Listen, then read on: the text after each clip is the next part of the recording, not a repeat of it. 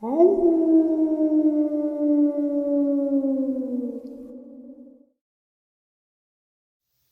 greetings and salutations, everyone. I do hope everyone is doing well, and welcome to this night-ending bonus upload, but also the year-ending video of this channel.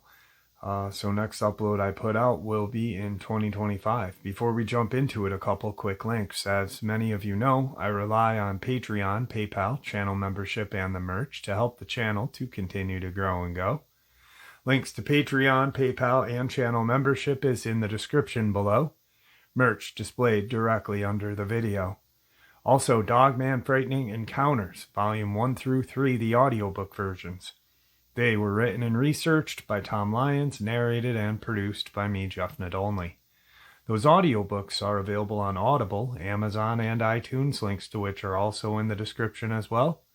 And finally, last but definitely not least, if you'd really like to help support the channel to continue to grow and go, simply subscribe. It does not cost a cent. Click that like button, takes half a second. If you don't want to miss out on any of the informative uploads that I put out daily, click that bell icon, and folks, please leave a comment. Why? Well, because all of these things really do help this channel to continue to grow and go. And yes, folks, they definitely do matter. Now, everyone, I have taken far too much of your time. Let's jump in to this night-ending and year-ending bonus upload, shall we? A 72-year-old subscriber out of Mississippi wanted to share their experience with me. Gave me their phone number. I called them up in hopes that we could do an interview. Very shy and wasn't comfortable talking on air because of his age, his accent, and this and that. He said, I tried everything. But we had an amazing conversation and an amazing experience that I'm going to share with you guys. This happened over 40 years ago. He was in his early 30s. He was living in New Augusta, Mississippi at the time, and had gone kind of camping, hiking, boozing with friends of his. He was not married at the time. He married late. And went to this national forest called DeSoto National Forest in Mississippi. So we get talking about the area. Now, when I talk to people and they're sharing their experiences, I pull it up on the map and I look at the surrounding area, and I'm really starting to notice a common trend. Actually, I've noticed it for a while, but this in particular, and he actually commented on it as well. There is within this DeSoto National Forest region, there is over 5 cemeteries within this surrounding area. Miles apart, but still 5 within, probably 5 square miles. Herring Cemetery, Breland Cemetery, Ryland Cemetery, Mount Nebo Cemetery, and Thomas Cemetery. And I was like, that's crazy. He goes, I was going to bring that up to you because I had been thinking about how many experiences are surrounded in the cemetery region, like that Boy Scout experience where those young boys, that the young guy was trying to get his Eagle Scout and had a horrific experience. And then at the end of it all, Men in Black come and they've got friggin' reptilian eyes. Anyway, he's out DeSoto National Forest. He remembers it vividly to this day. Years have gone by and he can, sound off immediately like that. That's why I was like, I go, you are good. You know, if you, I'd love for you just to share it in your own lingo.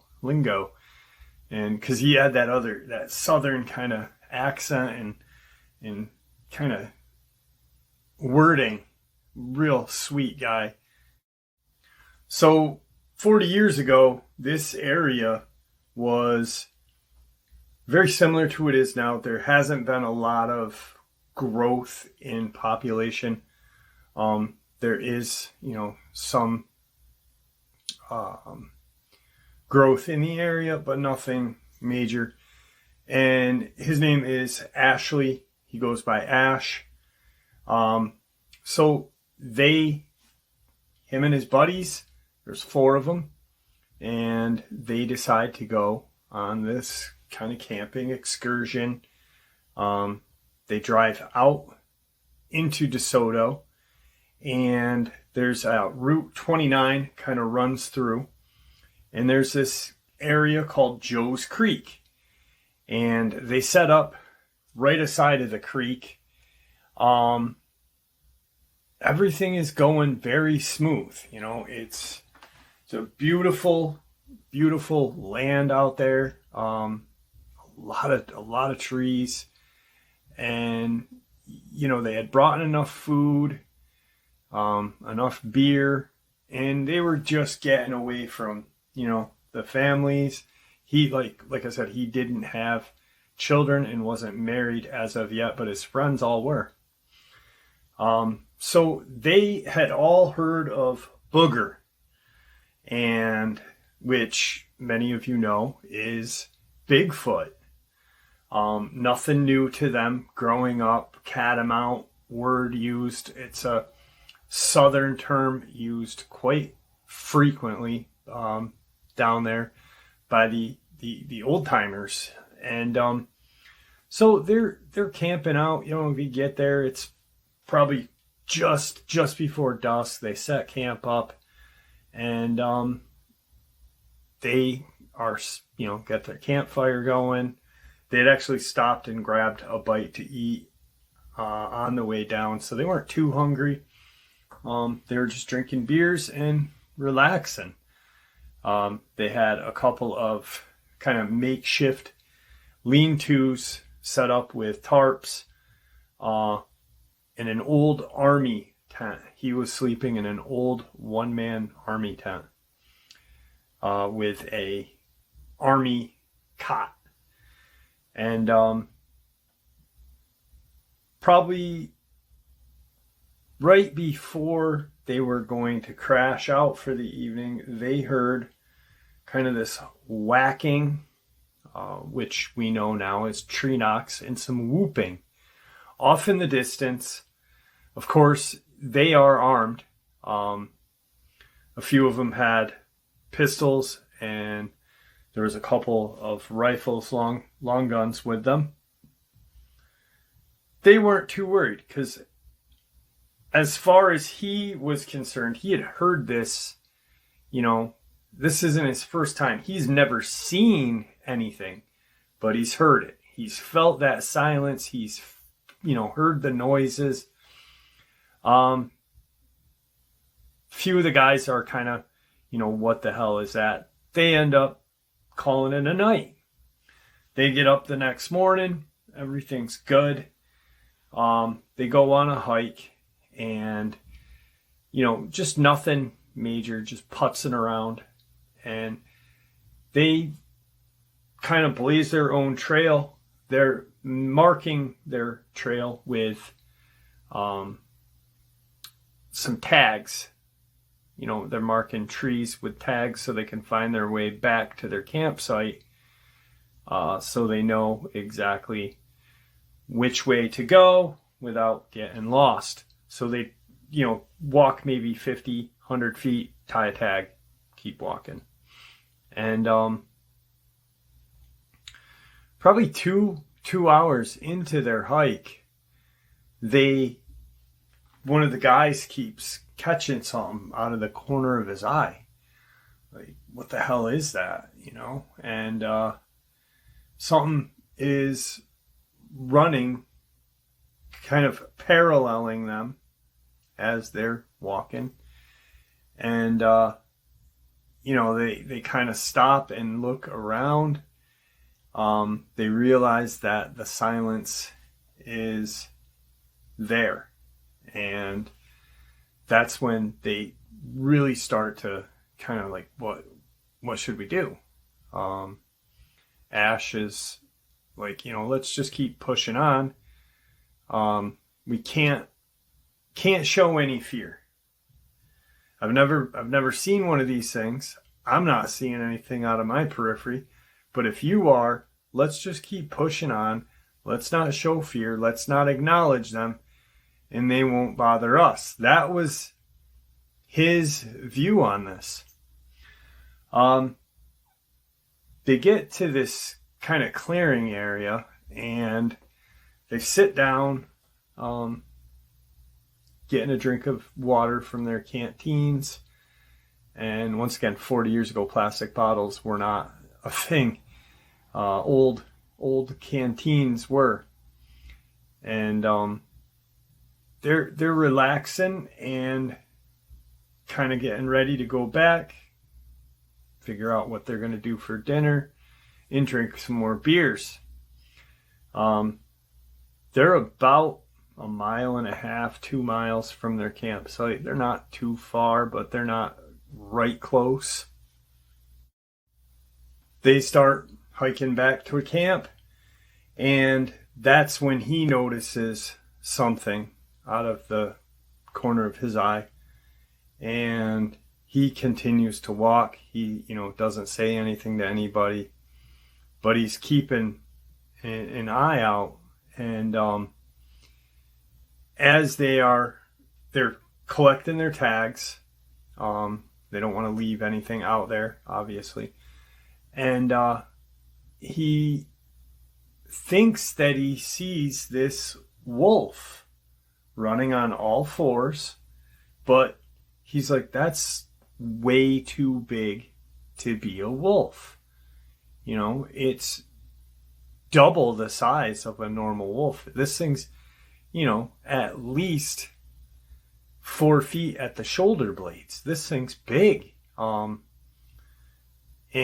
at the time, he didn't really believe that there were any wolves in Mississippi. So he's kind of confused. He's seen coy dog, he's seen coyote, but this is very wolf-like, and it's kind of keeping its distance, but it's watching them walk back to their camp. They get back to their camp with nothing else happening. The night kind of goes off. They're having their beers. They start the fire. They're having dinner, beans and hot dogs. That's pretty much what they brought for the entire trip. Beans and hot dogs, some Spam and stuff like that. Real canned good kind of campsite meals. And so they end up getting pretty inebriated, and they crash out. He's in his one-man tent, and they call it a night. Well, sometime at night, he doesn't know the exact time. He knows that he can just start to hear the morning kind of woodland animals start to perk up. There's a difference in the birds and this and that from nighttime to daytime, morning time. But he can hear something kind of walking through their campsite, and he's laying there, and he's got an old revolver with him, and he's got it under his cot, this old wooden military cot. So he's laying there, and he knows where it is, and he reaches underneath him, and he's got an old 44 revolver, and he knows it's a 44 Magnum. He knows that, you know, it's a good defensive pistol for large game. And whatever is out in their campsite, he can hear this, that it is, you know, rather large. And it's bipedal. So he's like, this is either a big man or a Bigfoot. Exact words. So he finally has it, and he's laying on his back, and he's got it kind of on his chest, just waiting. And he's thinking that this thing's going to pull him right out of his tent by his feet. And he just lays there for, you know, 2-3 hours go by, and nothing. Daylight's cracking. He can see daylight. And he gets out and looks around. Everyone's kind of moving around now, and he tells everyone, hey, you know, I don't know what the hell was in our campsite, but it was big, and it was walking on two legs. Let's see how the day goes. And if we have anything else happen, let's get the hell out of here. Everyone kind of agrees with him. A few of the other guys are, you know, uneasy once they hear that, because they had already seen something in their periphery. He has not said anything about the wolf yet. This larger than a normal sized wolf. But it's not this huge kind of monster wolf. So they get up, they make their coffee, and they cook some Spam. Now, what he said to me was, you know, I've heard you and I've heard other people talk about how these Bigfoot like bacon. He said, well, Spam is just canned, fat, gross bacon. I kind of agreed with him at that point, you know, because it's canned and it is gross, but it is good.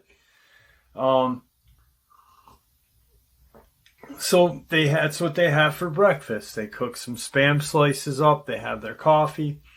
They're planning their day. What are we going to do? Let's go for this hike. Let's go this way today. Hopefully we won't, you know, have that same experience. So instead of going north, let's go kind of west. We'll follow Joe's Creek out. About an hour, 2 hours go by, and they decide, all right, let's get this day going. You know, we've only got a day left. Let's make the most of it. So they get walking, they're hiking, and, you know, they're not hikers. They're more or less screwing around. Good old boys. And but they're still marking, they're still tagging their way, you know, so they don't lose track of where their camp is. And they hike for about a mile and a half, and it's just past noon. The sun is right ahead of them, above them, and they get settled in, and they find this nice little kind of nook in the woods where there's some rocks set up. This creek runs by, and it's a real nice place to sit. One of the guys had brought in a flask with them, and they each take a little drink, and they're relaxing and talking. All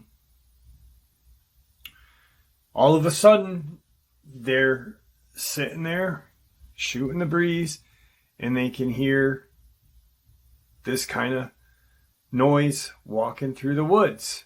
Well, they all immediately shut up, but they're hearing it. It's not bipedal. they can tell. They're thinking, oh shit, maybe it's a deer. Let's be real quiet and see if the deer's going to come to this water hole and drink. So they're sitting there, and all of a sudden, this wolf comes walking out of the woods and is staring at all four of these guys.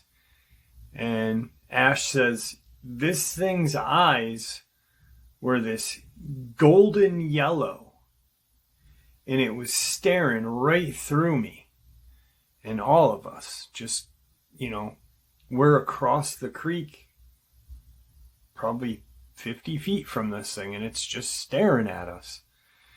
Well, it starts to growl, and they all have a firearm with them, and one of the guys that's sitting next to Ash, he stands up and pulls his pistol and aims it at this wolf. Well, as he aims it, the wolf stands straight up and kind of growls, lets this like ear-shattering growl mixed with this howl. But it's only about 5.5 feet tall. It's smaller than your average man standing, on bipedal. Everyone's jaw just drops at that point. But the guy's still pointing his pistol at this thing. Now, within seconds of this creature standing, or this guy pulling his pistol and this creature standing, this huge Bigfoot comes. You can hear this thing thundering through the woods, and it stands in between the Dogman and the guys. So it puts itself in the bullet trajectory lane. Now, and just lets this ear-shattering kind of roar, roar out. And he said, Jeff, I've never heard anything like this. He said, I can just imagine a grizzly bear just roar, but 10 times louder. We all felt it, and we instantly just kind of pushed ourselves against this kind of muddy wall that we're sitting against. And the creature just stares at them. Ash says, put your gun down, put your gun down. He remembers like hollering it out, put your gun down. The guy puts his gun down, and the Bigfoot, this huge Bigfoot, kind of turns and looks at this small 5.5 foot tall Dogman and pushes it back. It drops onto all fours, and it takes off the opposite direction. Now, they're all watching this like going, what the hell are we seeing? What is that? We know what this thing is, but what the hell is that dog thing? And when did they learn how to stand?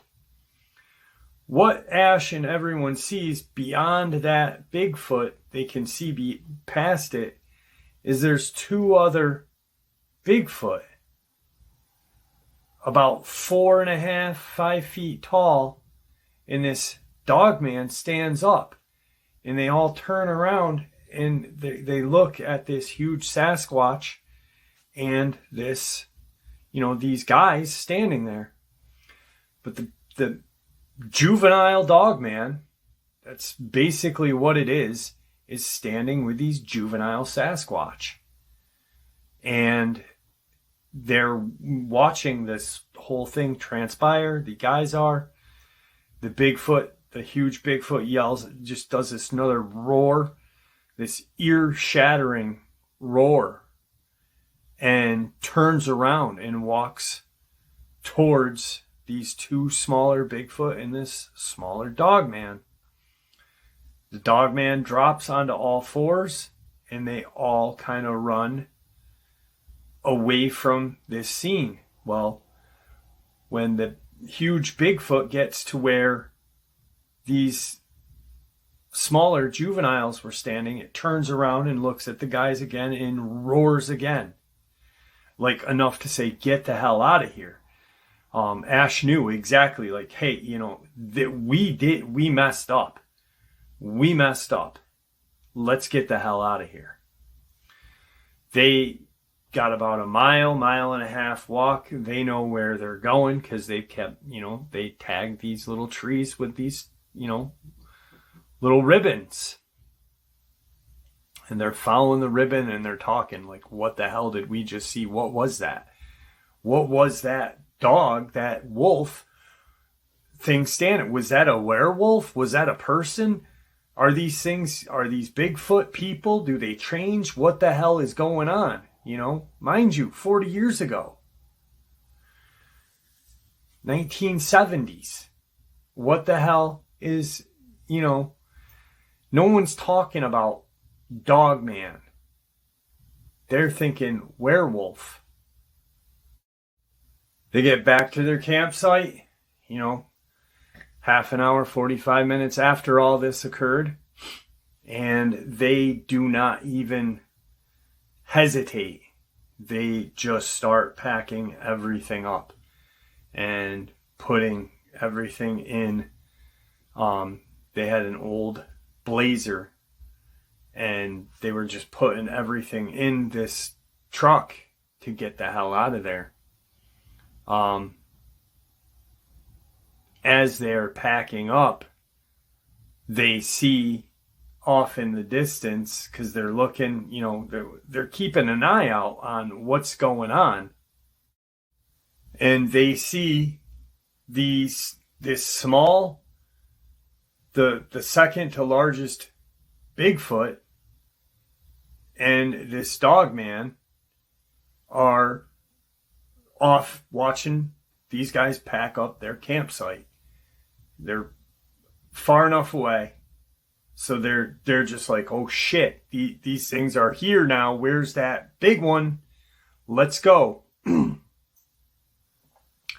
Dogman is not standing bipedally. It's on all fours, and it's standing right next to this juvenile Bigfoot.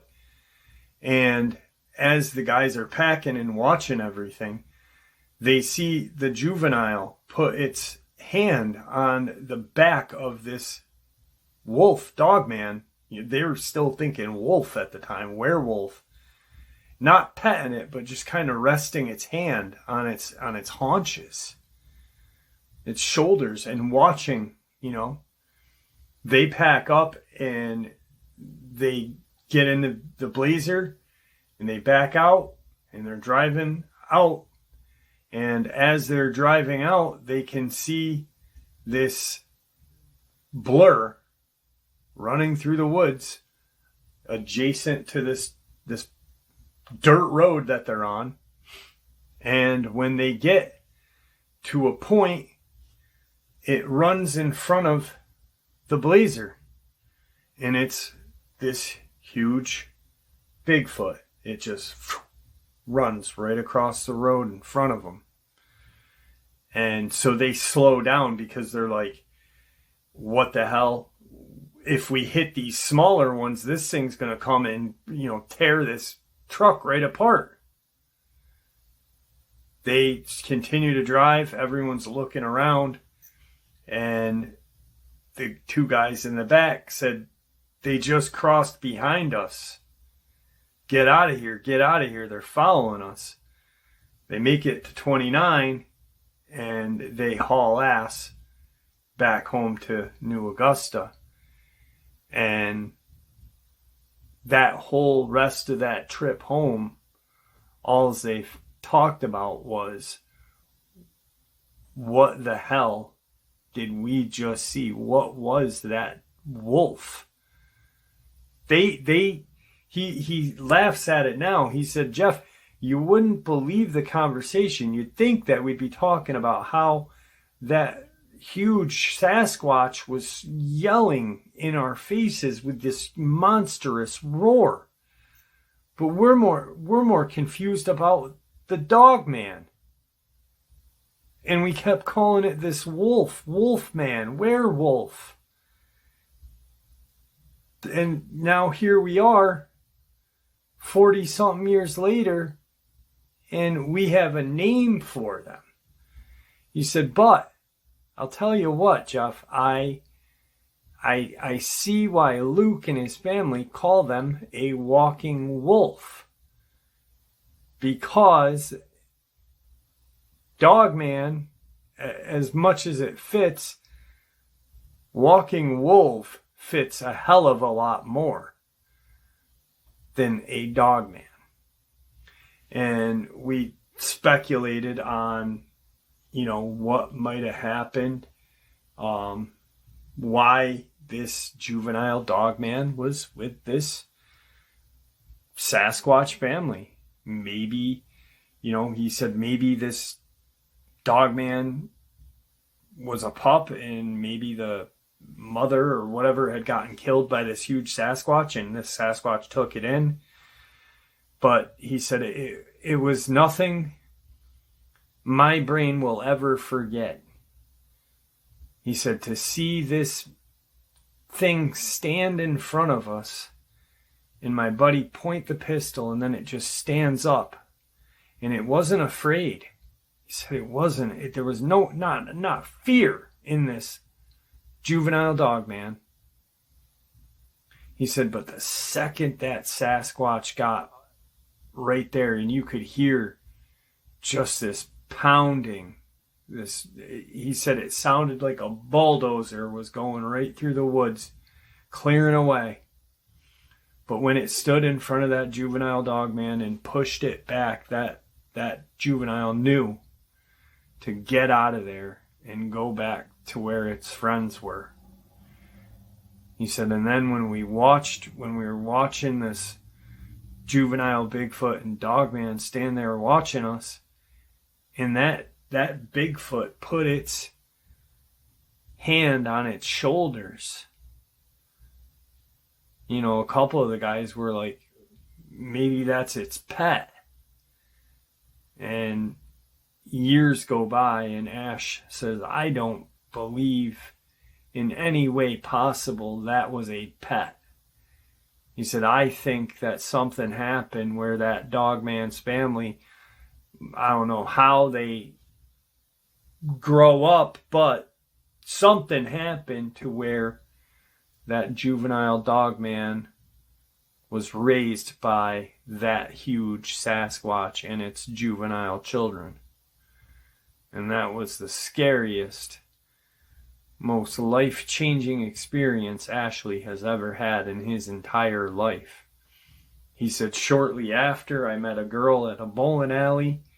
He said, I don't go in the woods anymore to drink beer. He goes, I didn't go in the woods after that to drink beer. He said, I drink beer at home or in a bowling alley. He said, screw the woods. I know what's out there. He said, those things are out there. And then he started to think about things as he learned what Dogman was. And he said, I've often wondered, Jeff, if when people talked about boogers and they talk about catamount, if they were referring to catamount as the Dogman and booger as the Bigfoot. And I said, Ashley, that makes a lot of sense. I don't know. I've heard that people refer to catamount as panthers and stuff. But mind-blowing. And to think that, you got this huge 8-foot Sasquatch just roaring at you. And then you see 2 more in the back, little ones. And then that juvenile Dogman with the juvenile Bigfoot is unbelievable. In DeSoto National Forest in Mississippi, circa 1973. And there you have it, folks. I do hope you all enjoyed this year-ending and night-ending bonus upload.